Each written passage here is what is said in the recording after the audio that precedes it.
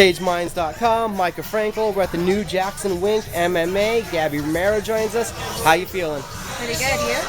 I'm doing great. We know that you started off as a Jiu Jitsu competitor, a huge list of great accomplishments in that sport. What made you want to jump over to MMA? Well, I got and I won what I wanted to with the Jiu Jitsu tournaments. There's some I still want to do, but they opened my weight class up and just kind of got to the point where I decided to make the transition. So then where does that leave you in the Jiu Jitsu world? You said there's still some goals. Are you still active then as ever? I want to go to ADCC over in Dubai and stuff like that. Keep on doing the world stage bout level, stuff like that. And then as far as gym goes, are you just currently here, or where are you working your ground game right now? Ground game, I do a little bit of everywhere. I don't really have a particular home gym here in Albuquerque for ground. I'm underneath Carlos Machado out of Dallas. But I mean, I work with Henry Martinez out in Santa Fe, Ben Sandoval, different people, the Machado School here, Broken Man on Sundays, stuff like that. I'm just to a point where I don't have to focus too much on it anymore. And then from all this time of jiu-jitsu, what was it like jumping into the striking? It's different. I don't flow as well as I do with the ground yet, but it's coming along. My kicks are getting there. I'm feeling more comfortable with the takedowns and everything to get in. So what's the difference in that, in having to now and gain wrestling instead of just jiu-jitsu? I just try to avoid getting hit when I get inside. I just want to get in and I'm, boom, right in there. That's what I want for right now. So how awkward is that, the on the feet, the getting in, and how's the mentality changed as soon as you hit that bat? How much more comfortable do you feel? I feel comfortable with my takedowns, but I mean, my stand-up, I'm going to say I'm 100% comfortable. No, not even close. But I'm working with probably the best, I think. So I'm going to get there. 2 fights, under 2 minutes, 2 arms taken. Tell us about how it's been, the live action. I don't know. I don't think I've really gotten that much experience with it yet. It's my comfort zone. I'm very comfortable competing. I get in my little zone. I know what I want and I get it. And it's pretty simple right there. Have you thought to yourself, this is the amateurs, why do I keep submitting them so quick? I need to work on my striking. Yeah, well, that's what I'm doing, but I don't really plan on buying any more Amis. It's not really worth it right now. So I'm going to be making a transition pretty soon. That's the plan, jump into the pros. You've had the victories, and you feel you're ready for a bigger task. And then what's the plan for the jiu-jitsu? When can we see you back on the mats? I should be competing Worlds in, I believe it's September or October. Should be doing that again. So when that comes up, does that mean the MMA training will kind of go on the back burner and you're going to focus in more on the jiu-jitsu, or not really? I might hold back a bit unless I've got a fight scheduled. We'll see how it comes when it comes. And then I came in here today and I saw you sparring with, a mountain basically. Steve Garcia's 2 weight classes, 3 weight classes up from you and a foot taller. So what kind of look is that, fighting a mountain?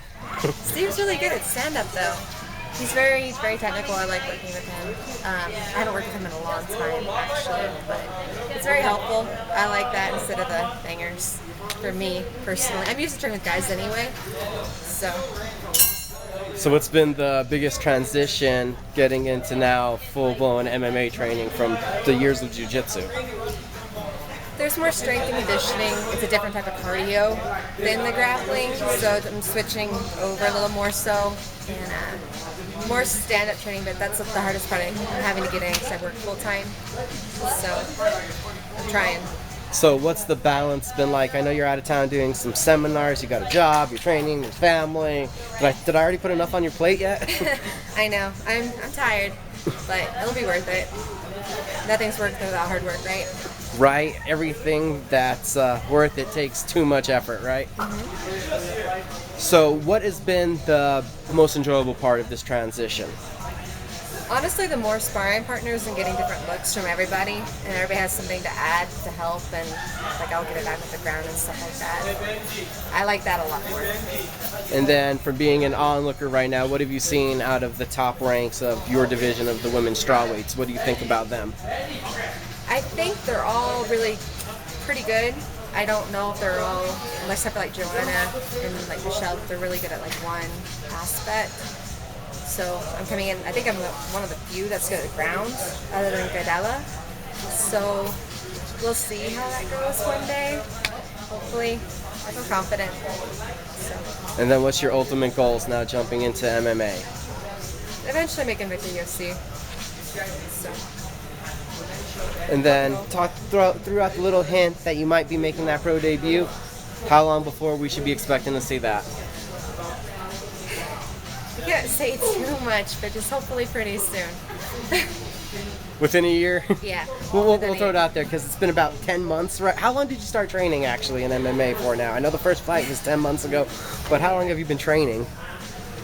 Like 12-ish, like a year, maybe, ish.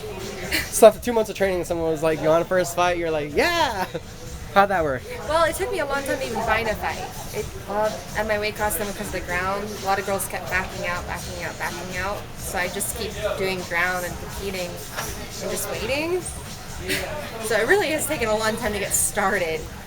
But it's already been an obstacle. How much of an obstacle do you think that's going to be going forward? People are going to see a resume and it's going to be a deterrent. I don't think it should be an issue. I don't think. We can hope. I hope not. I don't like this like 6 to 8 month layover. I'd rather do it like every 3 or 4 months. I just had Landon Venata walk by me and asked him how he's doing. He said, looking for a fight. I said, it's the toughest part, right? He shook his head, yes. That seems to be the hardest part for some people. I don't like a lag. The lag? No. And then what is it, the transition from a jiu-jitsu tournament that's usually like a weekend endeavor to one night, 15 minutes, it's right there putting all your effort into that one fight? I think that's easier actually, because with the tournament I'm back to back to back to back, and there's no telling when it's going to start really per se. I mean, how long the match is going to go. No matter what, you know how long it's going to go with MMA. Jiu-Jitsu can go into overtime. Stuff could happen. There's no telling. So I think competing Jiu-Jitsu is harder than MMA for me so far. Now that you've been getting work on the strikes, what's your favorite technique so far? I really like my cross. Right or left, or just both? Right. Right cross? Yeah. Well, we got to thank you for the time. Thank you for letting us catch up with you after class. Anyone you need a shout out to, thank people that have been helping you? Oh, for sure. Will Jackson's from May. Of course, Henry, Ben, all those guys. All the guys at RCJ Machado. Mark Bradford, he's the one that got me started. Him and Ron Trishelle. So. Gary Romero. Everyone, keep an ear out for this young woman. 2 wins in under 2 minutes in the amateurs, promising to turn pro soon, an exciting prospect in the strawweight division. Thank you for the time. Thank you.